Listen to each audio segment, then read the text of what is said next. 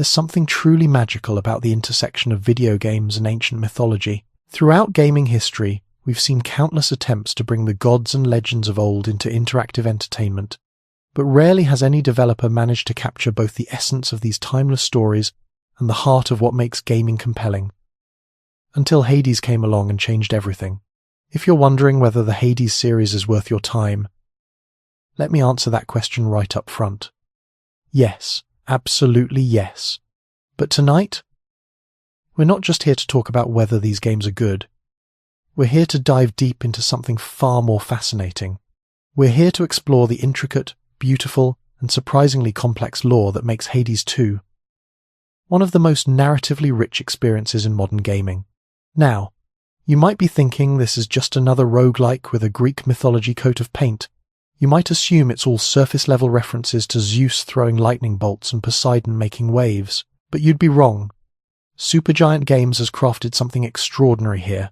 They've taken the sprawling, often contradictory mess that is Greek mythology and woven it into a coherent, emotionally resonant narrative that honors the source material while creating something entirely new. Hades 2 isn't just a sequel. It's a bold evolution that takes everything that made the original special and pushes it into darker, more mystical territory. Where the first game gave us Zagreus, the rebellious prince trying to escape his father's domain, Hades 2 introduces us to Melinoë, a character who embodies an entirely different kind of power and purpose. But before we can truly understand Melinoë's story, we need to understand the world she inhabits. We need to grasp the delicate balance of power that exists between gods and titans, between order and chaos, between the light of Olympus and the shadows of the Underworld. We need to comprehend how Supergiant Games has taken thousands of years of mythological tradition and crafted it into something that feels both ancient and utterly contemporary. Tonight, we're going on a journey through every aspect of Hades 2's lore. We'll explore the cosmic forces at play, the family dynamics that drive the narrative, and the rich tapestry of characters that populate this dark and beautiful world. We'll delve into the significance of witchcraft and lunar magic, examine the threat posed by Chronos the Titan, and understand how this sequel both honors and subverts the expectations set by its predecessor. This isn't going to be a surface-level overview. We're going deep. We're going to examine every mythological reference, every character relationship, every piece of world-building that makes this universe feel lived in and authentic. We're going to understand not just what happens in Hades 2, but why it matters, how it connects to the broader mythological tradition, and what it reveals about the human condition through the lens of divine drama. The story of Hades 2 begins with a simple but terrifying premise. Chronos, the Titan of Time himself, has broken free from his ancient prison. This isn't just another escaped monster or rogue god. This is the father of Zeus and Hades, a primordial force whose very existence predates the current order of the cosmos. His escape represents nothing less than an existential threat to everything the Olympian gods have built. But here's where Hades 2 gets interesting. Instead of focusing on the obvious heroes, instead of putting Zeus or Hades at the center of the resistance, the game hands this cosmic responsibility to Melinoë. She's not the most powerful god. She's not the most experienced warrior.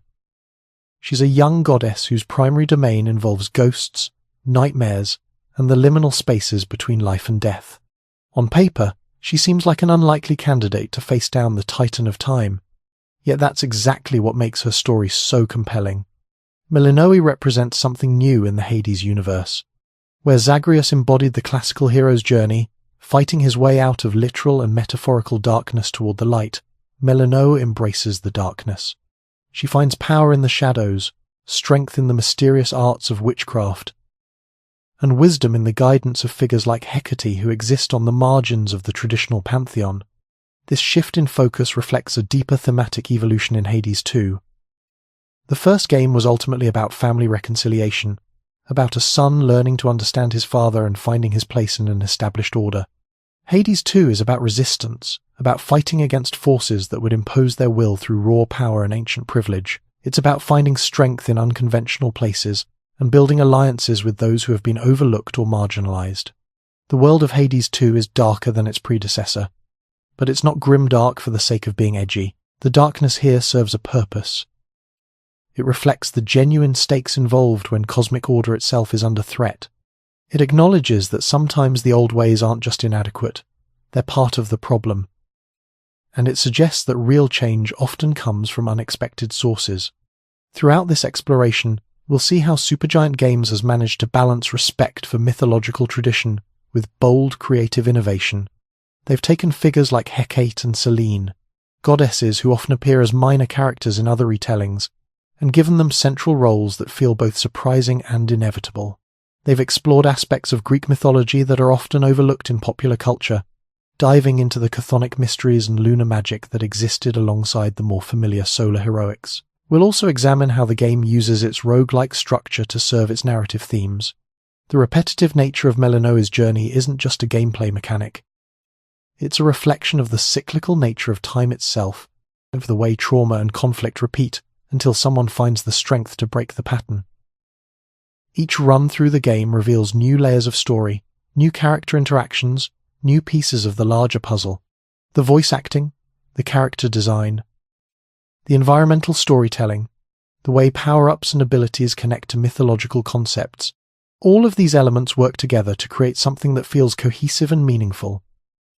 This isn't just a collection of cool mythological references thrown together. It's a carefully constructed narrative that uses the language of games to tell a story that could only be told through interactive media. As we embark on this deep dive, remember that Hades 2 is still in early access. The story we're exploring is evolving, growing, revealing new facets with each update. But even in its current form, it represents something special in the landscape of narrative gaming. It's proof that video games can engage with complex mythological traditions in ways that are both entertaining and genuinely insightful. So settle in, get comfortable, and prepare to lose yourself in a world where ancient gods grapple with cosmic threats, where witchcraft and family drama intertwine, and where a young goddess must find the strength to challenge forces that have existed since the dawn of time. This is the complete lore of Hades 2, and trust me, it's a story worth telling. Chapter 1. The Mythological Foundation, Understanding the Cosmic Order. The world of Hades, both the original and its sequel, isn't just a backdrop, it's a living, breathing entity shaped by eons of mythological history. To truly appreciate the stakes in Hades 2, we need to journey back to the very foundations of its cosmic order. We need to understand the power structures, the divine hierarchies, and the ancient conflicts that set the stage for Chronos' audacious escape. Think of Greek mythology not as a static collection of stories, but as a dynamic, ever-evolving narrative, a cosmic power struggle constantly shifting and reshaping the world. At the heart of this struggle lies the clash between the Titans and the Olympians, a battle for supremacy that echoes through every corner of the mythological landscape. The Titans, children of primordial deities like Gaia, the earth, and Uranus, the sky, represent raw, untamed power. They ruled the cosmos with brute force and instinct. But their reign was challenged by their own offspring, the Olympians, led by the cunning and ambitious Zeus. The Titanomachy, the war between these two generations, was a cataclysmic event, a 10-year struggle that shook the very foundations of existence. The Olympians, with their strategic prowess and the aid of powerful allies, eventually triumphed. The Titans were imprisoned in Tartarus, the deepest, darkest abyss of the Underworld, their reign brought to an end. But the echoes of the Titanomachy never truly faded. The resentment, the thirst for power, the desire for revenge, all simmered beneath the surface, and this simmering resentment is crucial to understanding the motivations and the threat posed by Chronos, the Titan of Time. Now, let's talk about the chthonic deities. These are the gods and goddesses associated with the Underworld, with the earth, with darkness and the mysteries of life and death. They stand in stark contrast to the Olympian gods who reside on Mount Olympus, bathed in sunlight and representing order, civilization, and the sky. The chthonic deities are often overlooked, relegated to the shadows, but they wield immense power. They control the cycles of life and death, the secrets of the earth, and the hidden forces that shape our world. They are the guardians of the Underworld, the keepers of ancient knowledge, and the allies of those who dare to delve into the darkness. Hades himself, the god of the Underworld, is the most prominent of these chthonic figures. But he is not alone. Persephone, his queen, is a goddess of both spring and the Underworld, embodying the duality of life and death. Hecate, the goddess of witchcraft and crossroads, is a powerful figure associated with magic and the unseen realms. And there are countless other spirits, demons, and entities that dwell in the shadows, each with their own unique powers and agendas. Supergiant Games masterfully weaves these mythological elements into the narrative fabric of Hades 2. They don't simply retell the ancient myths, they reimagine them, reinterpret them, and give them new life. They take the familiar stories and characters and twist them in unexpected ways, creating a fresh and engaging experience for players. One of the key ways they achieve this is by focusing on the less explored aspects of Greek mythology. While the original Hades delved into the family drama and personal rebellion within the House of Hades, Hades 2 expands the scope to encompass a broader cosmic conflict. It shifts the focus from the Olympian gods to the chthonic deities, from the sunlit world to the shadowy underworld, and from personal escape to cosmic resistance. The game also introduces new characters and perspectives, adding layers of complexity to the established mythology. Melinoë, the princess of the Underworld, is a prime example. Her unique heritage and connection to witchcraft set her apart from traditional heroes. Her quest to defeat Chronos is not just a personal vendetta, it's a fight to preserve the balance of the cosmos. But how does Supergiant Games adapt the complex and often contradictory nature of ancient Greek cosmology? They do so by embracing the fluidity and ambiguity of the myths themselves. They don't try to provide definitive answers or explanations for every detail. Instead, they leave room for interpretation, allowing players to piece together the puzzle and draw their own conclusions. This approach is particularly evident in the game's portrayal of the divine hierarchies. While the Olympians hold a certain level of authority, they are not necessarily presented as benevolent or infallible rulers. They are flawed, complex characters with their own motivations and agendas. And the chthonic deities, despite their association with darkness and the underworld, are not necessarily evil or malevolent. They simply represent a different perspective, a different way of understanding the world. The power structures within the game are constantly shifting and evolving. Alliances are formed and broken, loyalties are tested, and the balance of power is always in flux. This creates a dynamic and unpredictable narrative that keeps players engaged and invested in the outcome. The escape of Chronos throws this delicate balance into chaos. His freedom represents a fundamental threat to the cosmic order. Time itself is unraveling, and the consequences are felt throughout the underworld, Olympus, and the mortal realm. But what exactly makes Chronos such a formidable foe? What are his motivations, and what does he hope to achieve by disrupting the flow of time? To answer these questions, we need to delve deeper into his mythological significance and explore the circumstances of his imprisonment and escape. We need to understand the true nature of the Titan of Time and the implications of his actions for both gods and mortals.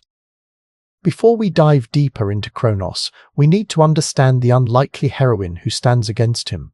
A figure shrouded in moonlight and mystery, a princess of the underworld unlike any other. What you may not realize is how uniquely suited she is to face a Titan despite appearances. Next, we uncover the secrets of Melinoë, the witch, the ghost, the daughter of shadows. Chapter 2. Melinoë, the unlikely heroine of shadows and moonlight.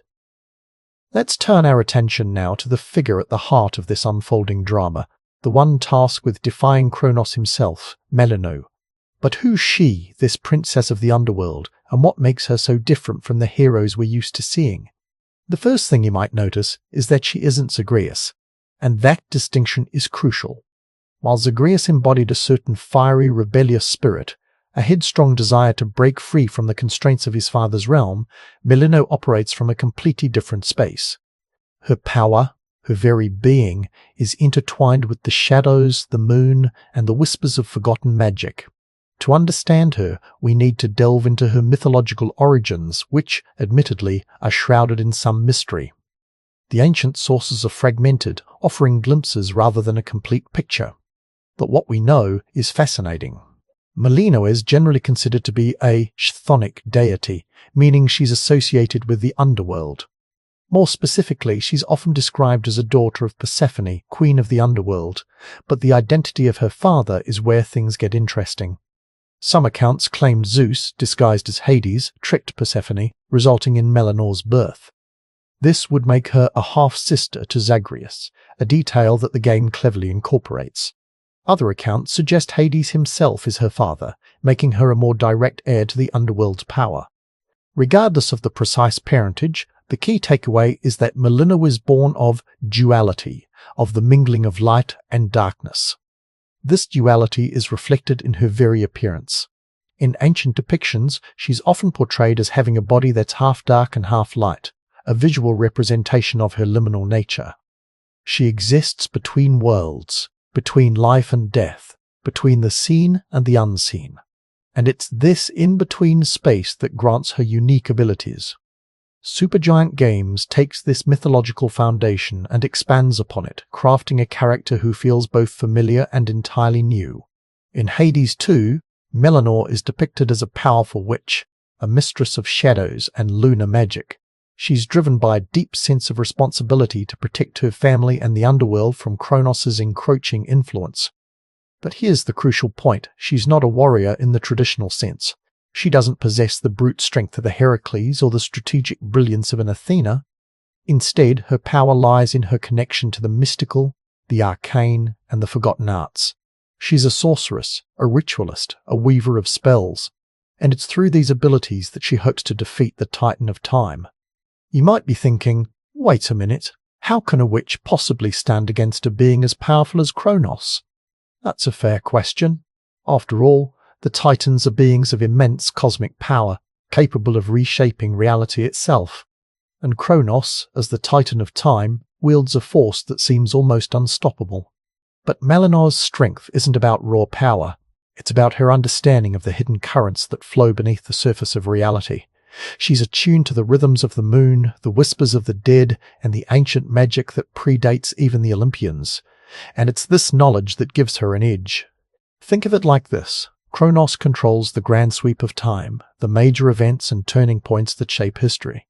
But Melinoë operates in the margins, in the spaces between the seconds and the forgotten moments that often hold the key to unlocking greater mysteries. She's a master of the subtle arts, the kind of magic that can unravel even the most formidable of foes. This connection to witchcraft is central to Melinoë's character. In the game, her performing rituals, brewing potions, and invoking the power of lunar deities. These aren't just superficial details. They're integral to her identity and her fighting style. She uses magic to enhance her weapons, to summon allies, and to manipulate the very fabric of reality around her. But witchcraft, in this context, isn't just about casting spells. It's also about knowledge, about understanding the hidden connections between things. Melinoë is a scholar of the occult, a seeker of forbidden lore. She pores over ancient texts, deciphers cryptic symbols, and delves into the mysteries of the Underworld in search of any advantage she can find. And it's this dedication to knowledge that sets her apart from Zagreus. While Zagreus relied on his speed and agility to navigate the Underworld, Melinoë relies on her intellect and her understanding of magic. She's a more deliberate, more strategic fighter, carefully planning her attacks and exploiting her enemies' weaknesses. Furthermore, her connection to ghosts and spirits plays a significant role in her abilities. As a chthonic deity, she has a natural affinity for the dead. She can communicate with them, summon them to her aid, and even draw power from their spectral energy. This gives her a unique advantage in the Underworld, where the boundaries between the living and the dead are blurred. Imagine her standing in the midst of battle, surrounded by swirling shadows and spectral figures, chanting incantations in an ancient tongue. The air crackles with magical energy as she weaves her spells, manipulating the very essence of the Underworld to her will. That's the kind of power Melinoë wields. And let's not forget her connection to the moon. Selene, the Titan goddess of the moon, is one of Melinoë's key allies in the fight against Chronos. The moon, in mythology, is often associated with magic, intuition, and the feminine principle. It's a symbol of hidden knowledge, of the cycles of life and death, and of the power that lies in the shadows. Melinoë draws strength from the moon's phases, channeling its energy to enhance her spells and abilities. She can call upon lunar magic to heal herself, to confuse her enemies, and to even manipulate time itself, albeit on a smaller scale than Chronos. This connection to the moon reinforces her role as a figure of mystery and power, a force to be reckoned with in the fight against the Titan of Time. So, to recap, Melinoë is not your typical hero. She's not a muscle-bound warrior or a cunning strategist. She's a witch, a scholar, a mistress of shadows and lunar magic. She's a daughter of the Underworld, a figure of duality, and a protector of her family and her realm. And it's through these unique qualities that she hopes to stand against the seemingly unstoppable force of Chronos. But what does it mean to face a Titan who controls time itself? How can Melinoë, with her lunar magic and her connection to the shadows, even hope to make a dent in Chronos' armor? To answer that, we need to delve deeper into the nature of Chronos himself, to understand the scope of his power, and to explore the circumstances of his imprisonment and his eventual escape. Because the truth about Chronos is far more complex and terrifying than you might imagine. Chapter 3: Chronos Unleashed. The Titan of Time as cosmic antagonist Chronos. The name itself echoes with the weight of ages, the relentless march of time, and the chilling inevitability of decay. He is not merely a god, but a titan, a being of primordial power that predates even the Olympians. In the pantheon of Greek mythology, Chronos stands as a symbol of cosmic order, a force of nature that shaped the very fabric of reality. But what happens when that order is shattered? What becomes of the world when time itself is weaponized?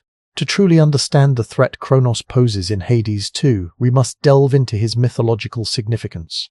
He is the father of Zeus, Poseidon, and Hades, the first generation of Olympian gods. But his reign was marked by paranoia and cruelty. Fearing a prophecy that he would be overthrown by his own children, Chronos devoured them whole, a horrifying act that solidified his reputation as a tyrannical ruler. This act of devouring his children wasn't just a display of power. It was a desperate attempt to control the future, to freeze time in his favor. The story of Chronos' downfall is just as crucial. He was eventually overthrown by his son Zeus in a cataclysmic battle that shook the cosmos. Imprisoned in the depths of Tartarus, Chronos was thought to be neutralized, his power contained. But the Titans are not easily vanquished. They represent the untamed forces of the universe, the raw potential for creation and destruction that lies dormant beneath the surface of reality. And now, he's escaped. The circumstances of Chronos' escape are shrouded in mystery, a puzzle that Melinoë must unravel as she journeys through the Underworld and beyond. How did he break free from his eternal prison?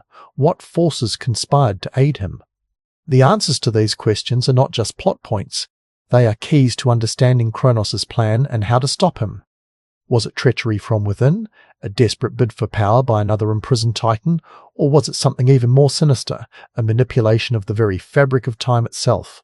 His escape is not just a prison break, it's a cosmic catastrophe. With Chronos free, the natural order is disrupted.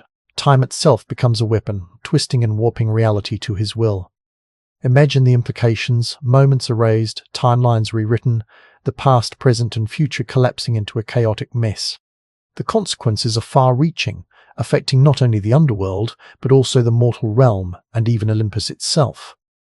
The game cleverly utilizes this concept of time manipulation in its narrative structure.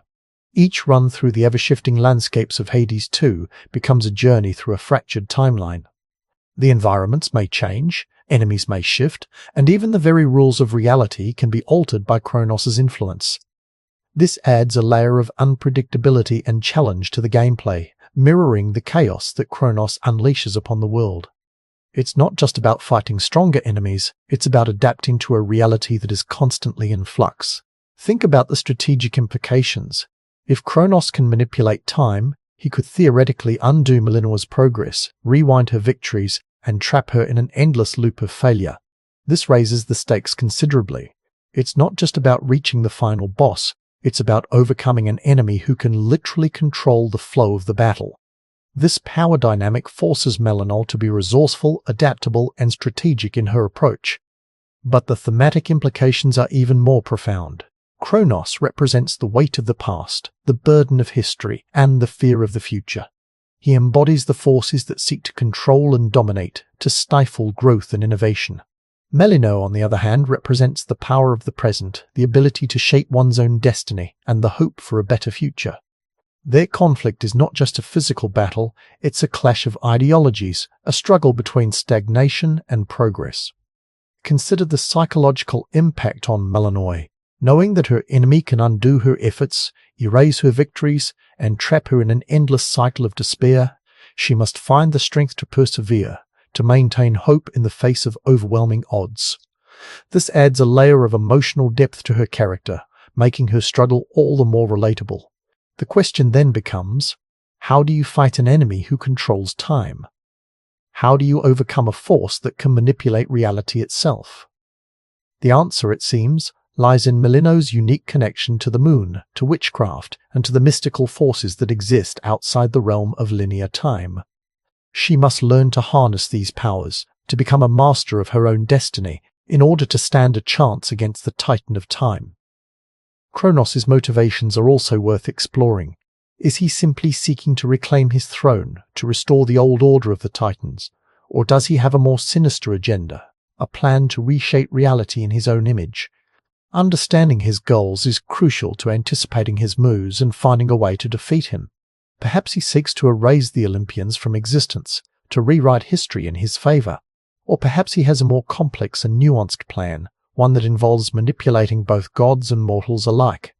The game raises compelling questions about the nature of time itself. Is it a linear progression, a relentless march from past to present to future? Or is it more fluid, more malleable, subject to the whims of powerful beings like Chronos? These are not just philosophical musings, they are fundamental questions that shape the game's narrative and gameplay. Imagine the possibilities for environmental storytelling. Areas affected by Chronos' power could exhibit temporal anomalies, glimpses of the past or future bleeding into the present. Characters could be trapped in time loops, forced to relive the same moments over and over again. These visual and narrative cues would serve to reinforce the sense of chaos and disruption that Chronos brings to the world. The impact on the other characters in the game is also significant. How do the Olympian gods react to Chronos' escape? Are they willing to help Melinoë? Or are they too consumed by their own internal conflicts? How does the threat of Chronos affect the denizens of the Underworld, the shades and spirits who are already trapped in a timeless realm? These questions create opportunities for compelling character interactions and narrative development. The return of Chronos also throws the established power dynamics into disarray. The Olympians, who once held absolute authority, are now vulnerable. The Underworld, already a realm of chaos and uncertainty, is plunged into further turmoil. This creates a sense of instability and tension that permeates the entire game. Think about the ways in which the game could visually represent Chronos' power. Perhaps he is surrounded by swirling vortexes of time, or his presence causes objects to age and decay rapidly. His attacks could involve manipulating the flow of time, slowing down or speeding up enemies, or even creating temporal duplicates of himself. The game's soundtrack could also be used to enhance the sense of temporal distortion. Music could become fragmented, looping, or even reversing, reflecting the chaotic nature of Chronos' influence. These subtle cues would add to the overall atmosphere of unease and uncertainty. But perhaps the most intriguing aspect of Chronos' character is his connection to the concept of cycles. In Greek mythology, time is often depicted as cyclical, with periods of creation and destruction repeating endlessly. Chronos, as the Titan of Time, embodies this cyclical nature. His escape could be seen as the beginning of a new cycle, a period of upheaval and transformation that will ultimately lead to a new era. This raises the question of whether Chronos is truly evil, or simply a force of nature, a necessary part of the cosmic cycle. Is he trying to destroy the world, or is he trying to create something new, something different? The answer to this question may be more complex than it seems. Perhaps Chronos believes that the Olympians have become stagnant, that they have failed to uphold their responsibilities. Perhaps he sees himself as a necessary catalyst for change, a force that will shake things up and force the gods to evolve. This would add a layer of moral ambiguity to his character, making him a more compelling and nuanced villain. The game could also explore the concept of free will versus determinism. If Chronos can manipulate time, does that mean that the future is predetermined? Or do individuals still have the power to shape their own destinies? This is a classic philosophical debate that is perfectly suited to the game's themes. Melinoë's journey becomes a quest not only to defeat Chronos, but also to understand the nature of time itself.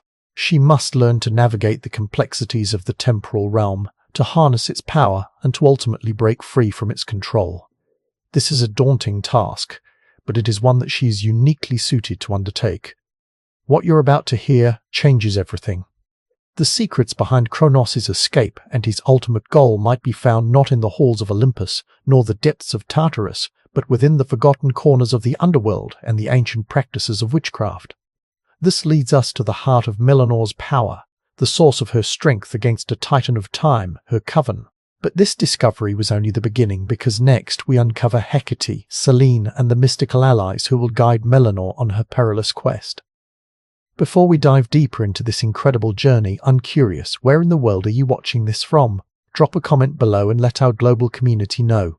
And if you're finding this as mind-blowing as I am, hit that like button to help more people discover this story. Chapter 4. The Coven of Resistance. Hecate, Selene, and the Mystical Allies. Melinoë isn't alone in her fight against Chronos. She has allies, a coven of sorts, bound by shared purpose and mystical power. These aren't the Olympian gods, offering boons with a wink and a nudge. This is a different kind of support, steeped in shadow and moonlight, in ancient rites and forgotten knowledge. Central to this coven is Hecate, the goddess of witchcraft, crossroads, and the night. She serves as Melinoë's mentor, guiding her through the intricacies of magic and revealing the secrets hidden in the darkness. But who is Hecate beyond the common epithets? In mythology, Hecate's origins are somewhat murky, with some accounts placing her as a titaness, predating the Olympians, while others claim her as a daughter of Zeus. Regardless of her lineage, her power is undeniable. She holds dominion over liminal spaces, those in-between places where magic thrives. Crossroads, doorways, and the veil between worlds are all under her watchful eye. In Hades 2, Hecate is portrayed as a stern but loving teacher, pushing Melinoë to unlock her full potential. She embodies the wisdom of ages, her voice a low, resonant hum that seems to vibrate with arcane energy. She isn't offering simple power-ups. She's imparting knowledge, teaching Melinoë how to harness the power that already lies within her. Think of her as the ultimate magical professor with a curriculum that involves brewing potent potions, deciphering ancient runes, and confronting the very essence of darkness. Hecate's role goes beyond mere instruction. She provides a safe haven, a space where Melinoë can explore her powers without judgment. The training grounds are her classroom, a place where failure is not a setback but an opportunity for growth. She understands the weight of Melinoë's destiny, the burden of facing a titan, and she prepares her not just with spells and incantations, but with the mental fortitude needed to endure. And then there's Selene, the titaness of the moon. Her influence is more subtle, a gentle pull that guides Melinoë through the darkest nights. Selene represents the cyclical nature of time, the ebb and flow of power, the constant dance between light and shadow. In the original myths, Selene is often depicted as a serene and ethereal figure, driving her moon chariot across the night sky. She is associated with intuition, dreams, and the hidden aspects of the feminine divine. In Hades 2, Selene's presence is felt through the lunar magic that permeates Melinoë's abilities. Her blessings are tied to the phases of the moon, granting different powers depending on the celestial alignment. This adds a layer of strategic depth to the gameplay, forcing you to adapt your tactics based on the lunar cycle. But Selene's influence is more than just a gameplay mechanic. She offers Melinoë a different perspective, a reminder that even in the darkest of times, there is always light to be found. She encourages Melinoë to trust her instincts, to embrace the power of intuition, and to find strength in the cyclical nature of existence. These two figures, Hecate and Selene, form the core of Melinoë's support system. They represent two different aspects of magical power. Hecate, the active, guiding force, and Selene, the passive, intuitive influence. Together, they provide Melinoë with the knowledge, the strength, and the guidance she needs to face Chronos. But the coven doesn't end there. As Melinoë journeys through the underworld and beyond, she encounters other mystical figures who offer their aid. Some are drawn from Greek mythology, while others are entirely new creations, unique to the world of Hades. 2. Consider the potential for encounters with the Erinyes, the Furies, who traditionally punish crimes against family. In the first game, they served as formidable bosses, but what role might they play in a world threatened by Chronos? Could they be swayed to Melinoë's cause, recognizing the Titan's actions as a violation of the cosmic order? Or perhaps we'll see the return of figures like Nyx, the primordial goddess of night. Her wisdom and understanding of the underworld proved invaluable to Zagreus in the first game. Will she offer similar guidance to Melinoë, or will her allegiances be tested by the unfolding events? And what of the Shades, the countless souls who reside in the underworld? Could they be organized into a resistance force, fighting against Chronos' tyranny? Perhaps Melinoë can harness their collective energy, channeling their grief and anger into a powerful weapon against the Titan.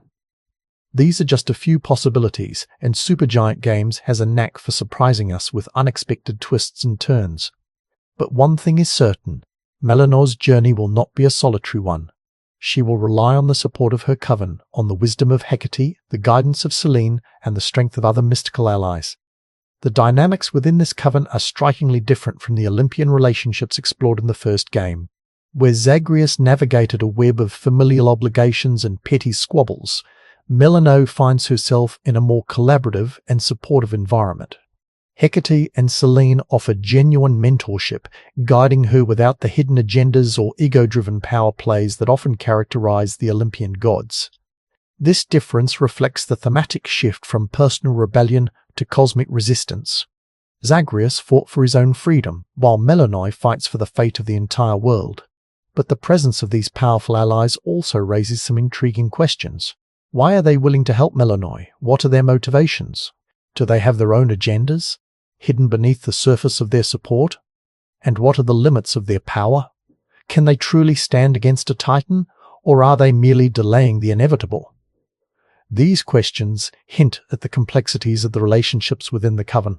It's not simply a matter of good versus evil. Each character has their own motivations, their own history, and their own reasons for joining the fight against Chronos. Understanding these nuances will be crucial to understanding the full scope of the story. The contrast with the Olympian dynamic is particularly striking.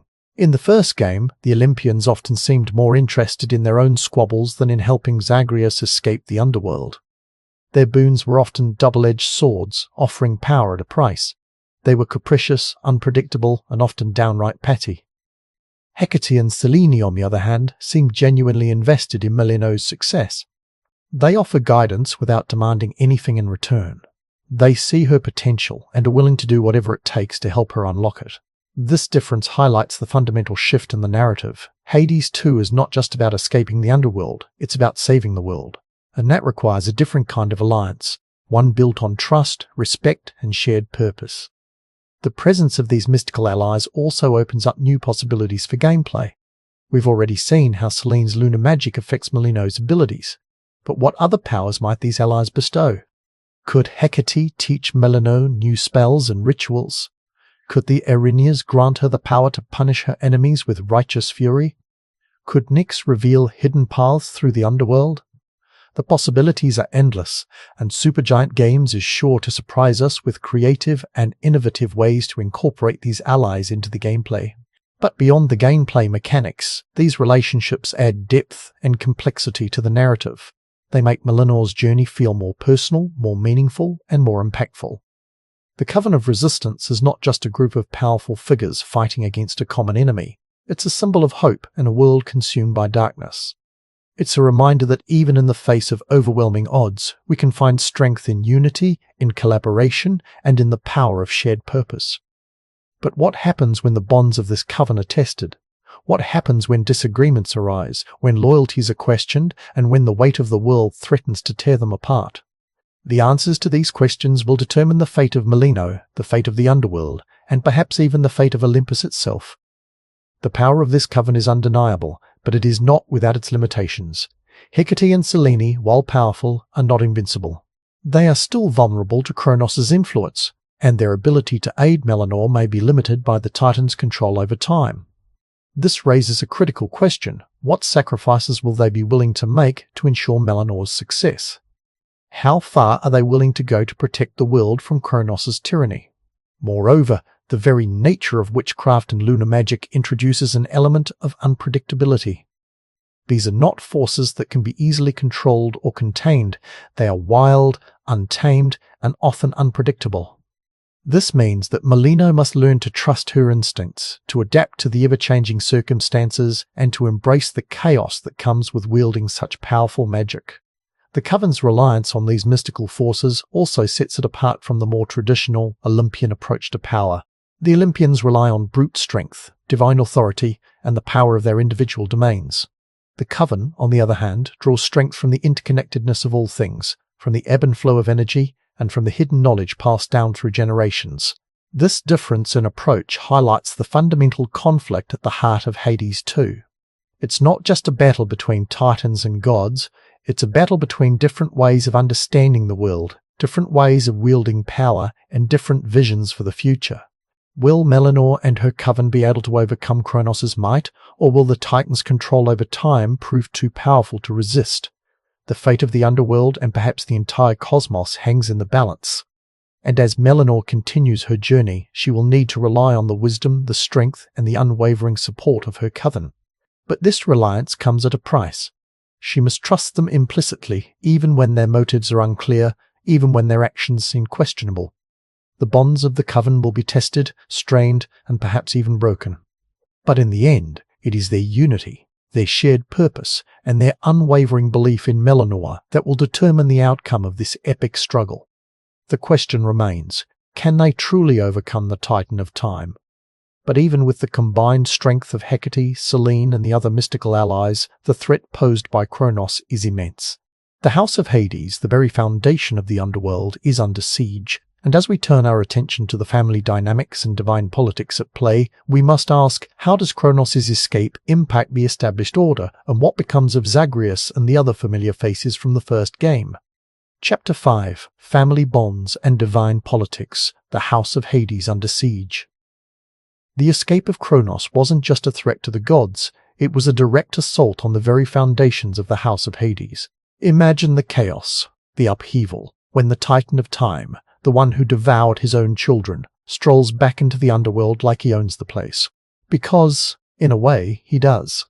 The immediate impact is a fracturing of the delicate balance of power that Hades had so carefully maintained.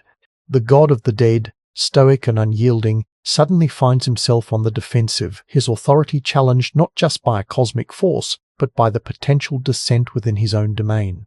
Remember, the Underworld isn't a happy place. It's a realm of restless souls, forgotten gods, and simmering resentments. Hades kept it all in check, but Chronos' arrival is like tossing a lit torch into a powder keg. And what of Zagreus, the first game's protagonist, the rebellious son who defied his father's wishes and repeatedly attempted to escape to the surface? His fate is now uncertain.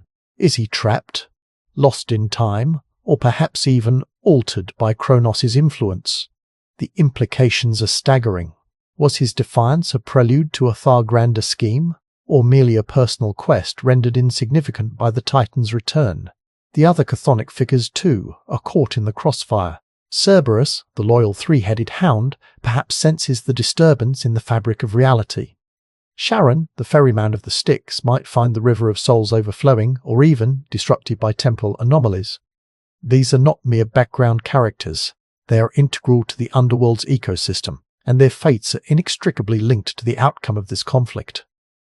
But the divine politics extend far beyond the House of Hades. Olympus itself is in turmoil.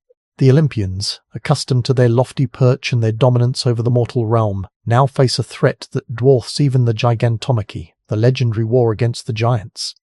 Chronos doesn't just want to conquer, he wants to rewrite history, to erase their very existence. Imagine Zeus, the king of the gods, forced to confront a foe he can't simply blast with lightning. Ares, the god of war, finds his battlefield transformed into a temporal paradox. Even Athena, the goddess of wisdom, struggles to devise a strategy against an enemy who controls the very flow of time. The alliance between Olympus and the Underworld, always tenuous at best, is now strained to the breaking point. Can Hades trust the Olympians to stand against Chronos, or will they prioritize their own survival, leaving the Underworld to fend for itself? The answer to that question could determine the fate of both realms. And where does Melinoë fit into this complex web of family bonds and divine politics? She's not an Olympian, nor is she a traditional chthonic deity. She's something different. A bridge between worlds, a wielder of witchcraft, a princess of shadows and moonlight. Her unique perspective, her connection to both the underworld and the mortal realm, might be the key to unraveling Chronos' plans. But she's also an outsider, mistrusted by some, underestimated by others. She has to prove herself not just to her family, but to the entire pantheon.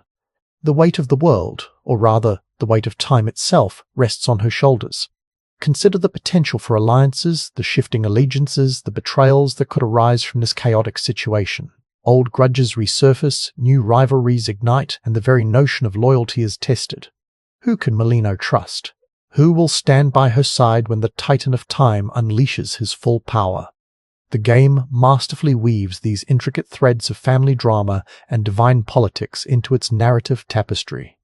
Each interaction, each dialogue exchange, reveals new layers of complexity, new motivations, and new secrets. You begin to understand that this isn't just a story about gods and monsters. It's a story about relationships, about power, and about the choices we make in the face of overwhelming odds. But the implications of Chronos' escape extend even further. Imagine the ripple effects on the mortal world. History itself begins to unravel, timelines converge, and paradoxes abound. The consequences are unpredictable, potentially catastrophic. The game hints at these disruptions, offering glimpses of a world thrown into chaos by Chronos' temporal manipulations. You might encounter familiar figures from history, twisted and distorted by the Titan's influence. You might witness events unfolding out of order, or even ceasing to exist altogether. This is not just a battle for the Underworld or Olympus, it's a battle for the very fabric of reality. And Melinoë, the unlikely heroine, is at the center of it all. She must navigate this treacherous landscape, forging alliances, uncovering secrets, and mastering her own powers if she hopes to stand a chance against the Titan of Time. Consider the impact on characters like Thanatos, the god of death, and Hypnos, the god of sleep. Their domains, intrinsically linked to the natural order of things, are now vulnerable to Chronos' influence. Can Thanatos still claim souls when time itself is in flux? Can Hypnos still offer respite when nightmares bleed into reality? These are not just philosophical questions, they are practical concerns that affect the gameplay itself. The enemies you face, the challenges you overcome, and the rewards you reap are all shaped by the shifting temporal landscape. The game constantly throws you curveballs, forcing you to adapt and improvise in the face of the unexpected. And what about the Fates, the three ancient goddesses who control the threads of destiny? Are they powerless against Chronos, or do they have a secret plan to restore balance to the timeline? The game hints at their involvement, but their true motivations remain shrouded in mystery. Perhaps they are manipulating events from behind the scenes, guiding Melinoë towards her ultimate destiny. Or perhaps they are simply observers, watching as the drama unfolds, powerless to intervene. Either way, their presence adds another layer of intrigue to the already complex narrative. You begin to see that the House of Hades is not just a physical location, it's a symbol of order, a bastion against chaos. And Chronos' attack is not just a military invasion, it's a philosophical assault on the very notion of stability and control. The game challenges you to question your own assumptions about time, about destiny, and about the nature of reality itself. It forces you to confront the uncomfortable truth that even the most powerful gods are vulnerable to the forces of change. And Melinoë, the seemingly powerless witch, becomes a symbol of hope, a testament to the resilience of the human spirit, or rather, the divine spirit, in the face of overwhelming odds. She embodies the idea that even in the darkest of times, even when the future seems uncertain, it is still possible to fight for what you believe in. But the family bonds within the House of Hades are not always harmonious. There are rivalries, resentments, and hidden agendas that threaten to undermine Melinoë's efforts. Can she unite her family against a common enemy? Or will their internal conflicts tear them apart? The game explores these complex relationships with nuance and sensitivity, revealing the vulnerabilities and the strengths of each character. You come to understand that even the gods are flawed, that they are capable of both great love and great cruelty, and the divine politics of Olympus are equally treacherous. The Olympians are not always united in their goals, and their self-interest often clashes with the needs of the Underworld. Can Melinoë trust them to honor their alliances, or will they betray her when it suits their purposes? The game forces you to make difficult choices, to weigh the risks and rewards of each alliance, and to decide who you can truly trust. It challenges you to navigate the treacherous waters of divine politics, to outmaneuver your enemies, and to secure your own survival. And as you delve deeper into the game's narrative, you begin to uncover secrets that shake the very foundations of the Olympian pantheon. You learn about hidden betrayals, long-forgotten alliances, and ancient prophecies that could determine the fate of the world. The game masterfully weaves these elements together, creating a rich and immersive world that is both familiar and surprising. You feel like you are truly a part of this story, that your choices matter, and that your actions have consequences. But the question remains, what is Chronos' ultimate goal? Does he simply want to reclaim his throne, or does he have a more sinister plan in mind? The game gradually reveals his motivations, offering glimpses of a dark and twisted vision of the future. You begin to understand that Chronos is not just a villain, he is a force of nature, a representation of the destructive power of time itself. He embodies the idea that everything is fleeting, that everything is destined to decay and disappear.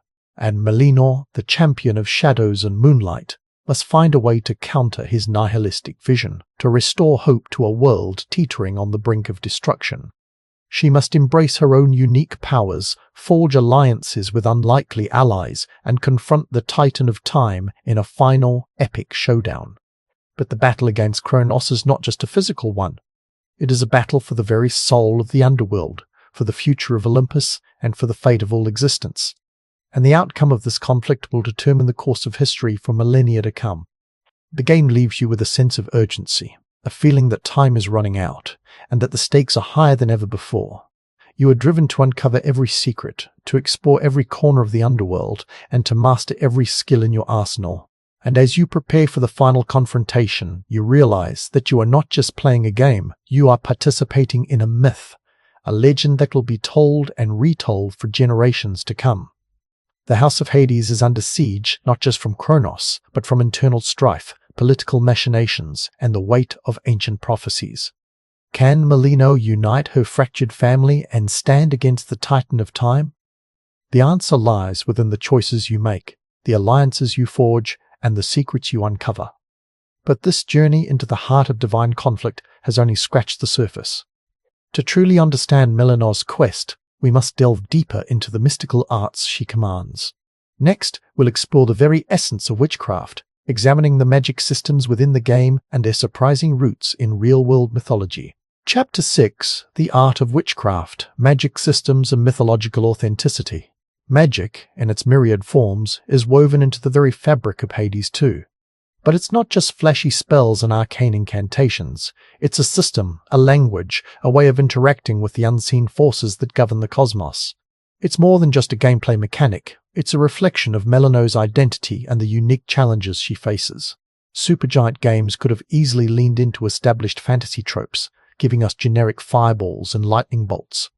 Instead, they've crafted a magic system deeply rooted in historical practices and mythological symbolism, drawing inspiration from ancient Greek rituals, lunar cycles, and the esoteric arts. This commitment to authenticity isn't just window dressing, it informs every aspect of Melinoë's abilities, her interactions with the world, and the narrative itself. So, how does this all manifest in the game? Let's start with the basics. Melinoë's magical arsenal is diverse, ranging from her signature weapon, the Witch's Staff, to the powerful incantations she learns throughout her journey. The Witch's Staff isn't just a stick, it's a conduit for her power, allowing her to channel lunar energy and manipulate the elements.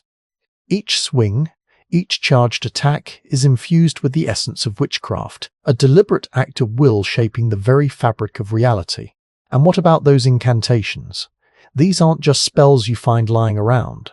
They are carefully crafted rituals, each requiring specific ingredients and a deep understanding of the underlying principles. Think of it like a magical recipe. You need the right components, the right timing, and the right intention to achieve the desired effect. This adds a layer of depth and complexity to the gameplay, encouraging experimentation and rewarding players who take the time to learn the intricacies of the magic system. But where does all this magic come from? That's where the mythological authenticity really shines. Melinoë's power is intrinsically linked to her lineage, her connection to the underworld, and her affinity for the moon. As a daughter of Hades and a mortal witch, she embodies the duality of the chthonic and the terrestrial, drawing strength from both realms. The moon, in particular, plays a crucial role in her magical abilities. In ancient Greek mythology, the moon was associated with Hecate, the goddess of witchcraft, magic, and crossroads. Hecate is, of course, Melinoë's mentor in Hades 2, guiding her on her path and teaching her the secrets of lunar magic. This connection is reflected in the game's mechanics, with many of Melinoë's abilities being influenced by the lunar cycle. Certain spells might be more potent during a full moon, while others might be weaker during a new moon. This adds a dynamic element to the gameplay, forcing you to adapt your strategy based on the celestial conditions. Consider the reagents Melinoë uses in her incantations. They aren't just random fantasy herbs, they are carefully selected ingredients with specific mythological associations. For example, the nightshade flower, often used in witchcraft, is associated with death and the underworld. Using it in a spell might enhance its potency or grant it a specific effect related to necromancy or shadow manipulation. The same goes for other ingredients like garlic, salt, and various herbs, each with its own rich history and symbolic meaning. This attention to detail extends beyond the gameplay mechanics. It's also evident in the visual design of the spells and rituals. The animations are fluid and evocative, capturing the ethereal quality of lunar magic. The sound effects are equally impressive, with whispering incantations, crackling energy, and haunting melodies that create a truly immersive experience. But it's not just about recreating ancient practices verbatim. Supergiant Games takes these historical and mythological elements and reimagines them in a way that feels fresh and relevant. They aren't afraid to take liberties, to add their own creative spin, but they always do so with respect for the source material. One of the most interesting aspects of the magic system is its emphasis on ritual. In ancient Greece, rituals were an integral part of religious practice, a way of communicating with the gods and influencing the course of events. Hades 2 incorporates this element by requiring Melinoë to perform specific rituals to unlock new abilities or enhance her existing ones. These rituals often involve chanting incantations, offering sacrifices, and manipulating symbolic objects. For example, to gain access to a new weapon aspect, Melinoë might have to perform a complex ritual involving lunar water, graveyard dirt, and a specific incantation dedicated to Hecate. This not only adds a layer of challenge to the game, but also reinforces the idea that magic is not something to be taken lightly. It requires dedication, knowledge, and a deep understanding of the underlying principles. You see, the magic in Hades 2 isn't just about power, it's about knowledge, connection, and respect.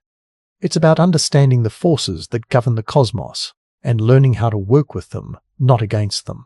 Melinoë's journey is not just about defeating Chronos, it's about mastering the art of witchcraft and becoming a true mistress of the moonlit path. And what about the limitations of Melinoë's magic?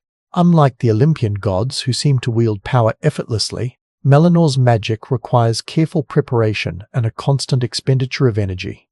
She can't just snap her fingers and conjure a fireball, she has to gather the necessary ingredients, perform the ritual, and focus her will.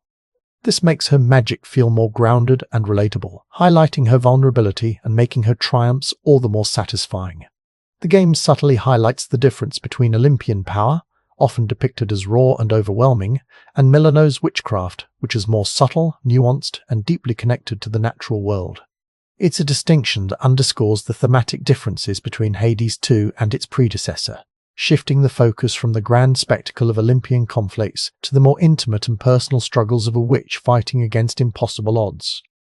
But how does this magic system evolve as the game progresses? As Melinoë delves deeper into the mysteries of witchcraft, she unlocks new abilities, learns more powerful incantations, and discovers new ways to manipulate the elements. This progression is not just about becoming stronger, it's about gaining a deeper understanding of the magical arts and her own potential. The tarot cards, another key element of the game, further enhance Melinoë's abilities. Each card represents a different aspect of her personality or her connection to the cosmos, granting her unique bonuses and modifying her playstyle. These cards aren't just random power-ups, they are carefully chosen symbols with deep mythological and esoteric significance. They allow you to customize Melinoë's abilities to suit your playstyle, creating a truly unique and personalized experience. Consider, for example, the High Priestess card, associated with intuition, hidden knowledge, and the moon. Equipping this card might enhance Melinoë's ability to sense enemy weaknesses or reveal hidden pathways.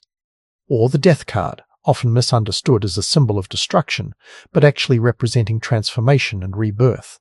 This card might grant Melinoë temporary invincibility after taking damage, allowing her to turn near-death experiences into opportunities for counterattack. The integration of tarot cards into the magic system is a brilliant touch, adding another layer of depth and complexity to the gameplay. It encourages experimentation and rewards players who take the time to learn the meaning and symbolism of each card. It reinforces the idea that magic is not just about power, it's about understanding yourself and your connection to the cosmos. And what about the enemies Melinoë faces? They too are imbued with magical power, often reflecting the influence of Chronos and his manipulation of time. Some enemies might be able to rewind time, undoing your attacks or teleporting to a different location. Others might be able to accelerate time, speeding up their own attacks or slowing down your movements. This creates a dynamic and challenging combat experience, forcing you to adapt your strategy and use your magic creatively to overcome these temporal anomalies. Think about how frustrating it would be to perfectly time an attack, only to have the enemy rewind time and negate your efforts. Or how disorienting it would be to have your movement slowed down while the enemy attacks with lightning-fast speed.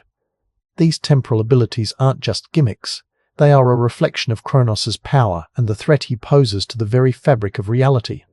You start to see how the magic system in Hades 2 is not just a collection of spells and abilities, it's a carefully crafted ecosystem where every element is interconnected and contributes to the overall experience. It's a system that rewards experimentation, encourages strategic thinking, and celebrates the power of knowledge and connection. The game's commitment to mythological authenticity extends beyond the mechanics and visual design. It's also evident in the dialogue, the character interactions, and the overall narrative. The characters speak in a language that feels both ancient and modern, blending formal pronouncements with witty banter. They reference mythological figures and events with a familiarity that suggests they are not just characters in a story, but living beings with a rich history and culture. And what about the music?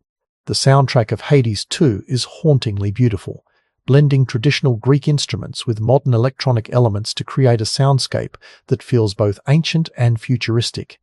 The music dynamically adapts to the gameplay, intensifying during combat and becoming more melancholic during moments of reflection. It's a subtle but powerful way of enhancing the emotional impact of the game. But let's not forget the crucial element of player agency. You, as Melinoë, have the power to shape your own destiny. You can choose which spells to learn, which rituals to perform, and which tarot cards to equip.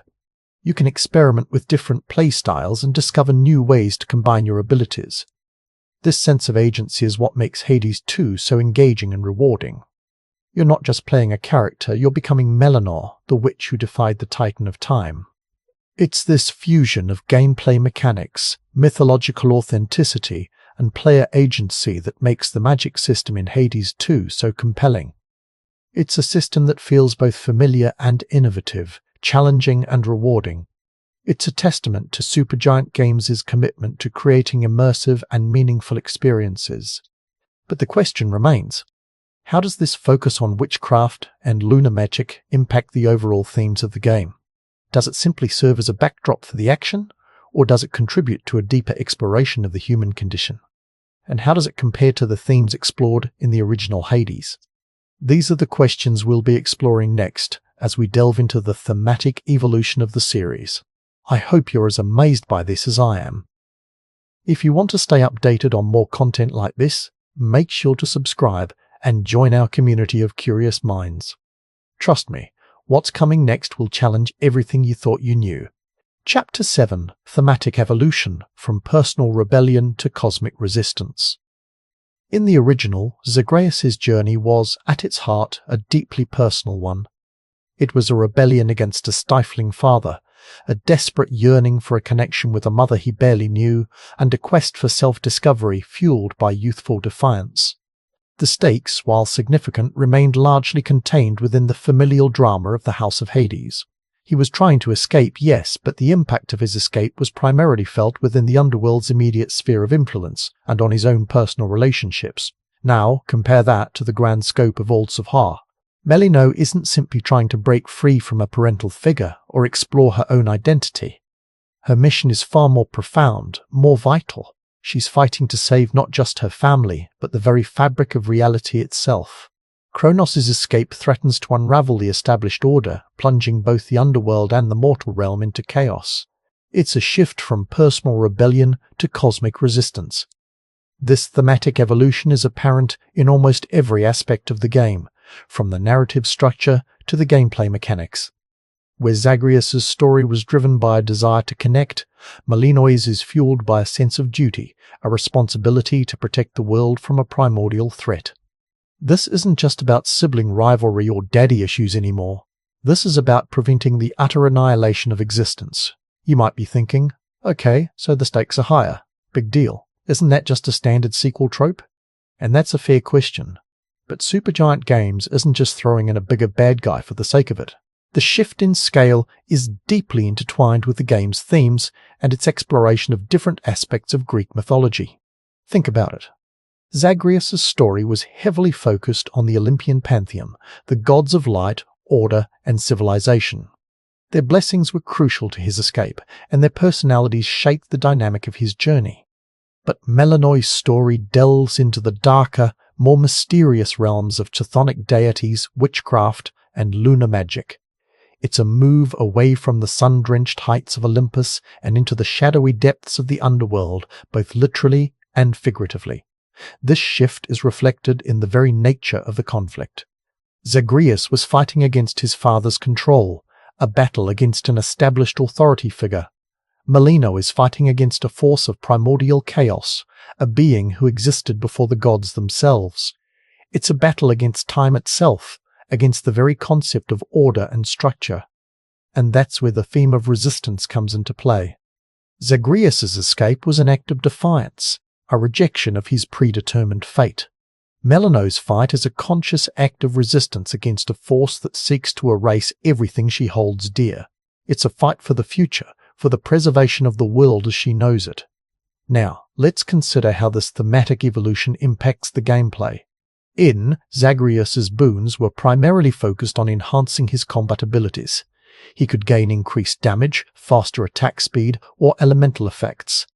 These boons were powerful, but they largely served to make him a more effective warrior. Melinoë, on the other hand, draws upon a different kind of power. Her connection to witchcraft and lunar magic allows her to manipulate the environment, control enemies, and even alter the flow of time itself. Her abilities are less about brute force and more about strategic manipulation and control. This is a direct reflection of her character and her role in the story. She's not a warrior in the traditional sense. She's a witch, a sorceress, a mistress of the arcane arts. Her power comes not from physical strength, but from her knowledge of ancient magic and her connection to the lunar cycles. You see, the shift from solar heroics to lunar mysticism isn't just an aesthetic choice. It's a fundamental part of the game's thematic evolution. It represents a move away from the established order of the Olympian gods and towards a more mysterious and unpredictable realm of magic and the unknown. And this is where the Coven of Resistance comes into play. Melinoë isn't alone in her fight against Chronos. She's surrounded by a group of powerful allies, each with their own unique abilities and connections to the mystical arts. Hecate, the goddess of witchcraft, serves as her mentor, guiding her through the intricacies of magic and helping her to unlock her full potential. Selene, the goddess of the moon, lends her lunar power to Melinoë's cause, granting her the ability to manipulate time and space. These alliances are crucial to Melinoë's success. They represent a departure from the solitary journey of Zagreus and highlight the importance of community and collaboration in the face of overwhelming odds. It's a reminder that even the most powerful heroes need allies to stand against the forces of darkness. But the thematic evolution isn't just about the shift in characters and gameplay mechanics, it's also about the way the story is told. The narrative was largely driven by Zagreus' interactions with the Olympian gods. Their blessings and curses shaped his journey, and their personalities influenced his development as a character. The story is more focused on the relationships between Melinoë and her coven of allies. Their shared experiences, their struggles, and their triumphs are at the heart of the narrative. It's a story about female empowerment, about the strength of sisterhood, and about the importance of standing together in the face of adversity. And that's where the theme of family comes back into play. While Zagreus' story was about escaping his family, Melinoë's story is about building a new one. Her coven becomes her family, a group of women who support and protect each other in a world that is often hostile and unforgiving. But what about the original cast? What happened to Zagreus, Hades, and the rest of the Underworld crew we grew to love? Well, that's where things get really interesting. Chronos' escape has thrown the entire Underworld into disarray. The established power structures have been shattered, and the familiar faces we know and love are now facing new and unexpected challenges. The fate of Zagreus in particular is shrouded in mystery. Is he still alive? Has he been captured by Chronos? Or has he somehow managed to escape the Titan's grasp? The answers to these questions are sure to be revealed as the story unfolds, and they will undoubtedly have a profound impact on Melinoë's journey. But the thematic evolution isn't just about the characters and the story. It's also about the underlying message of the game.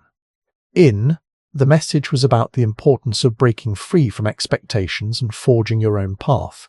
It was a story about self-discovery and the power of individual agency. The message is about the importance of standing up for what you believe in, even when the odds seem insurmountable. It's a story about the power of resistance, about the importance of community, and about the need to fight for a better future. It's a call to arms, a rallying cry for those who are willing to stand against the forces of darkness and fight for the light. You see, the thematic evolution from personal rebellion to cosmic resistance is not just a superficial change. It's a fundamental shift in the game's focus, its message, and its overall impact. It's a move away from the individualistic journey of Zagreus and towards a more collective and collaborative vision of heroism. And that's what makes so compelling. It's not just a sequel that offers more of the same. It's a game that dares to explore new themes, new characters, and new perspectives. It's a game that challenges us to think about the nature of heroism, the importance of community, and the power of resistance. But how does all this tie into the game's use of witchcraft and arcane rituals? How does Supergiant Games manage to incorporate these elements into both the gameplay and the lore in a way that feels authentic and meaningful?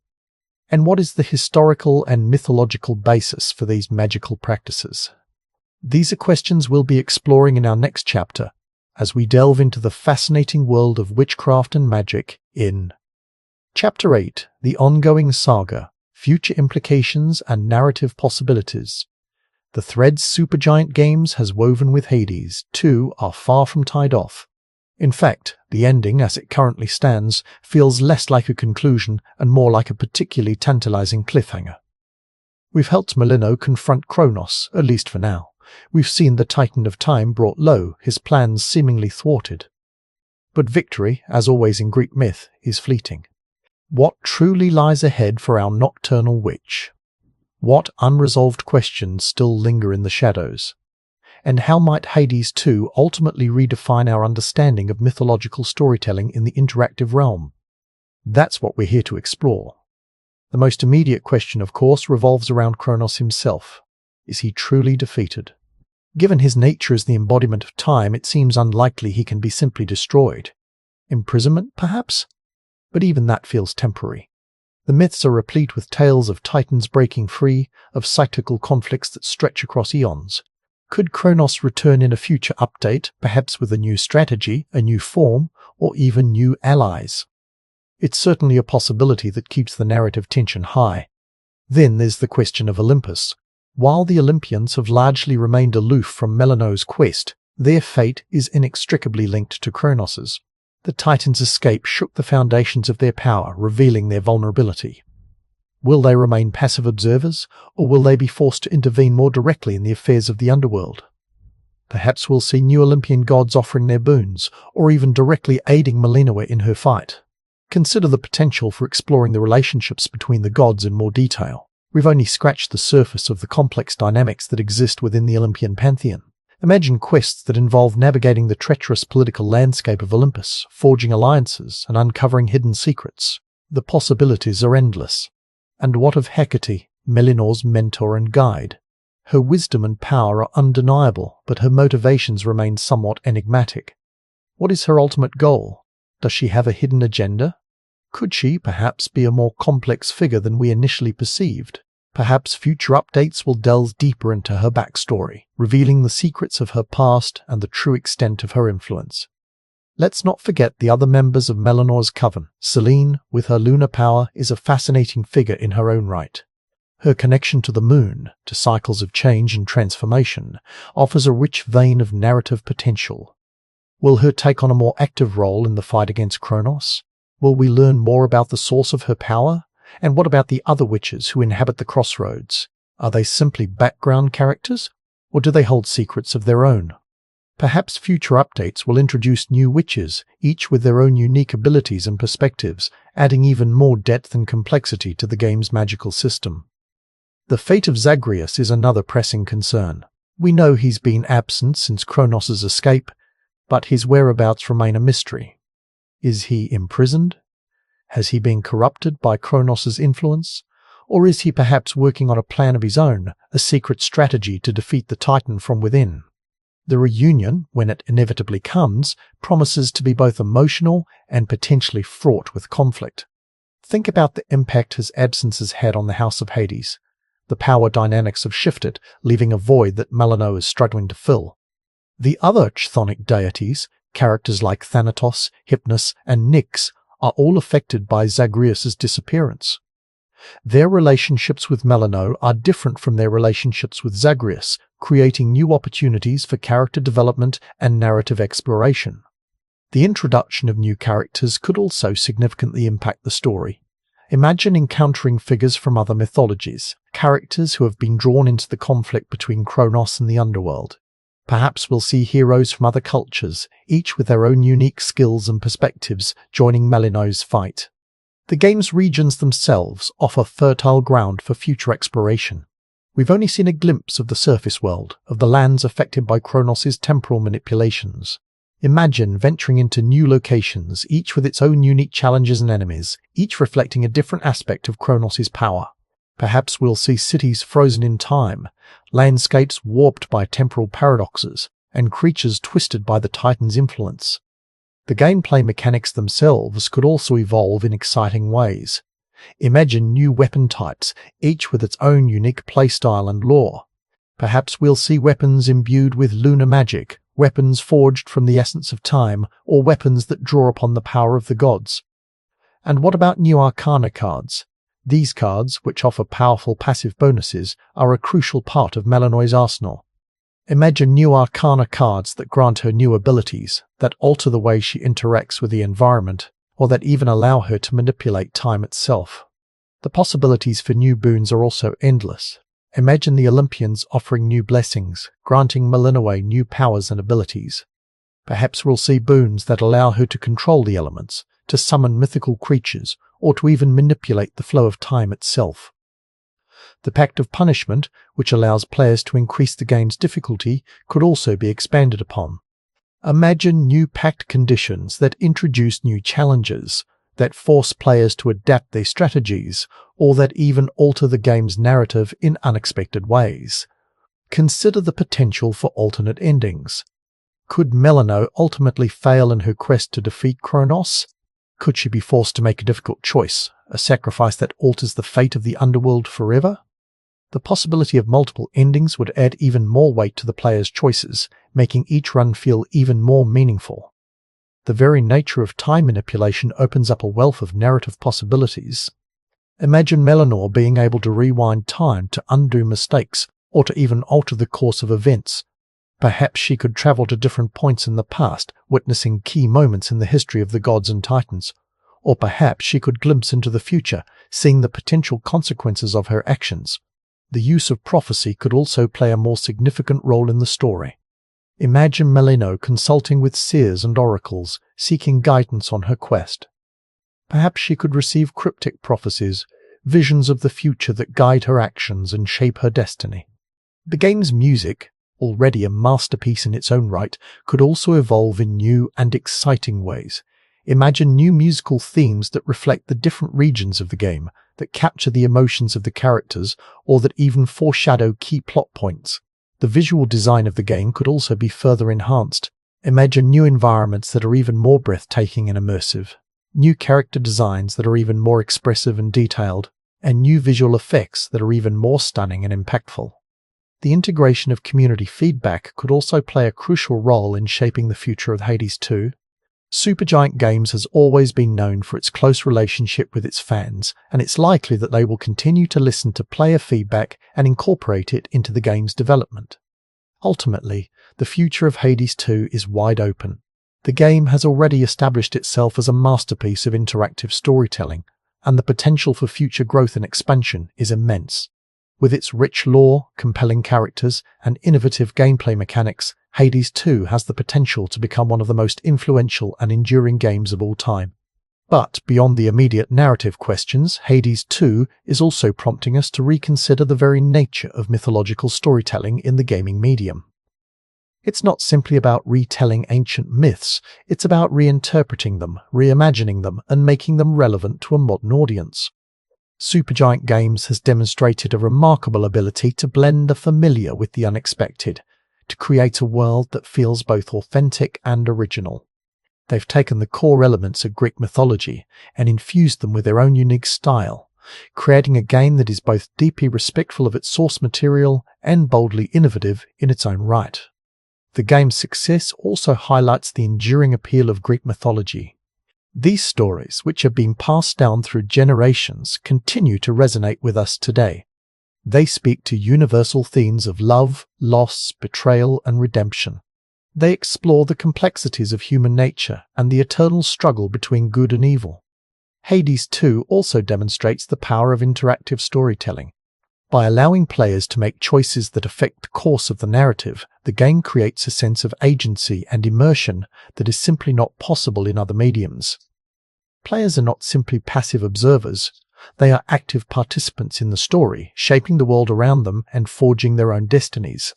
The game's success is also a testament to the power of character-driven storytelling. Melinoë is a compelling and relatable protagonist, a character who is both powerful and vulnerable, both determined and conflicted. Her journey is one that resonates with players on a deep emotional level, making them invested in her success and eager to see her triumph over adversity. The game's exploration of themes like family, duty, and sacrifice also adds to its emotional depth. Melinoë's relationship with her family, her commitment to her duty, and her willingness to sacrifice herself for the greater good are all explored in nuanced and meaningful ways. Hades 2 also challenges our traditional notions of heroism. Melinoë is not a traditional hero in the mold of Achilles or Hercules. She is a witch, a sorceress, a figure who operates in the shadows. Her powers are derived from lunar magic, from the cycles of change and transformation. She is a hero for a new era, a hero who embraces the darkness and uses it to fight for the light. The game's success also demonstrates the importance of representation in gaming. Melinoë is a strong female protagonist, a character who challenges gender stereotypes and empowers players of all genders. Her presence in the game is a significant step forward for representation in the gaming industry. Hades 2 also encourages us to think critically about the myths themselves. It challenges us to question the traditional interpretations of these stories and to consider alternative perspectives. It invites us to explore the complexities of the gods and titans, to understand their motivations, and to empathize with their struggles.